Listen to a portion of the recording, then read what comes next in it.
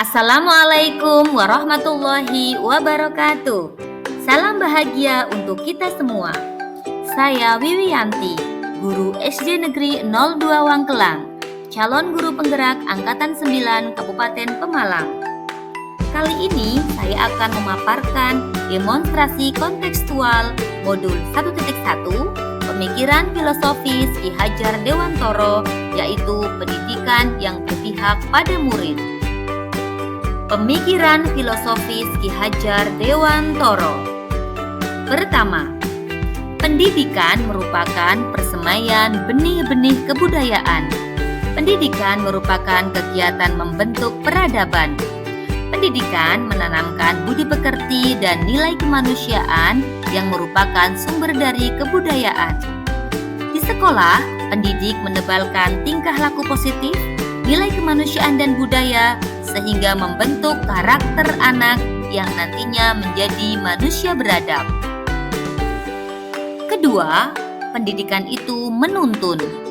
Tujuan pendidikan memberi tuntunan terhadap kekuatan kodrat yang dimiliki oleh anak agar ia mampu mencapai keselamatan dan kebahagiaan yang setinggi-tingginya, baik sebagai seorang manusia maupun sebagai anggota masyarakat. Sebagai pendidik, kita diharapkan mampu menebalkan bakat dan potensi yang sudah dimiliki oleh anak agar tumbuh dan berkembang tanpa mengubah apa yang sudah tertulis, sehingga anak-anak pun dapat belajar sesuai bakat dan minat dengan bahagia. Ketiga, pendidikan itu tidak statis. Pendidikan itu terus bergerak, berkembang sesuai kodrat alam maupun kodrat zaman. Pendidikan juga terus berubah menjawab tuntutan zaman. Saat ini, sebagai pendidik, kita perlu mempersiapkan agar anak-anak memiliki keterampilan abad 21 dengan tanpa meninggalkan identitas dan kebudayaan yang sudah ada. Perlunya membekali anak-anak agar memiliki daya saing di dunia global, namun harus diimbangi sikap bijaksana dan selektif dalam menerima pengaruh globalisasi yang masuk. Keempat, pendidikan berorientasi pada anak. Pendidik harus menghargai keberagaman anak. Setiap anak itu unik, memiliki potensi, bakat, minat, latar belakang yang tidak sama. Kita sebagai pendidik harus menemukanali dan melayani anak sesuai kebutuhannya. Proses pembelajaran pun tidak dapat disamaratakan. Pendidik perlu menggunakan pendekatan, media, metode, dan strategi yang bervariasi agar kebutuhan mereka dapat terakomodir. Terdapat dua hal yang menjadi inti dari pemikiran Ki Hajar Dewantara dengan konteks pendidikan Indonesia saat ini, yaitu pembelajaran yang berpusat pada murid dan sistem Among. Adapun semboyan Ki Hajar Dewantoro atau yang sering kita sebut dengan trilogi pendidikan. Yang pertama yaitu Ingarso Sung Tulodo. Guru harus bisa memberikan contoh dan panutan bagi peserta didiknya. Yang kedua, Ingmadyo Mangunkarso. Guru harus dapat membangkitkan semangat peserta didik untuk terus belajar dan berinovasi. Ketiga, Tutwuri Handayani. Guru harus dapat memberi dorongan atau motivasi kepada peserta didiknya. Implementasi pembelajaran di kelas sesuai dengan pemikiran filosofi Ki Hajar Dewantoro, yaitu 1. Pendidikan yang berpusat pada murid.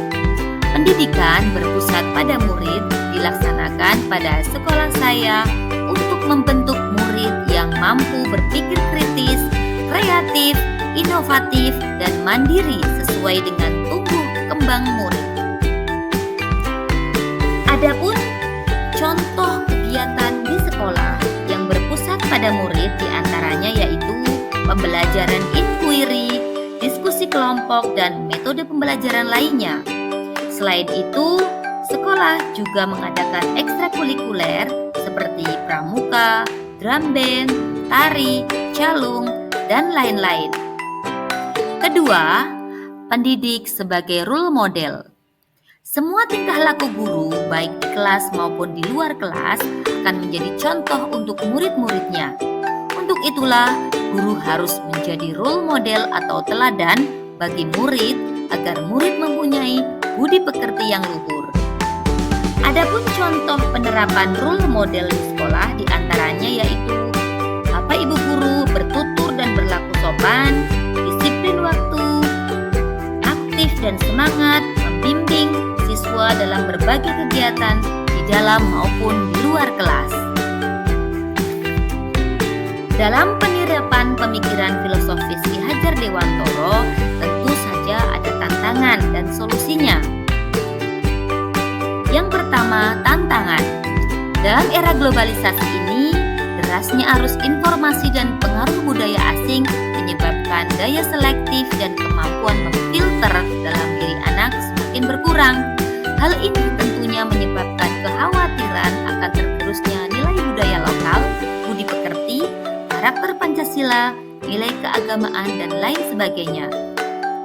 Solusinya adalah kita sebagai pendidik hendaknya benar-benar menanamkan nilai luhur yang menjadi jati diri bangsa dan karakter Pancasila dengan kuat dan melalui pembiasaan yang rutin agar dapat meresap ke dalam hati, jiwa, dan pikiran anak-anak tercinta. Mari menjadi pendidik yang mampu membahagiakan, memerdekakan, dan menghamba pada murid. Guru bergerak, Indonesia maju. Terima kasih. Wassalamualaikum warahmatullahi wabarakatuh.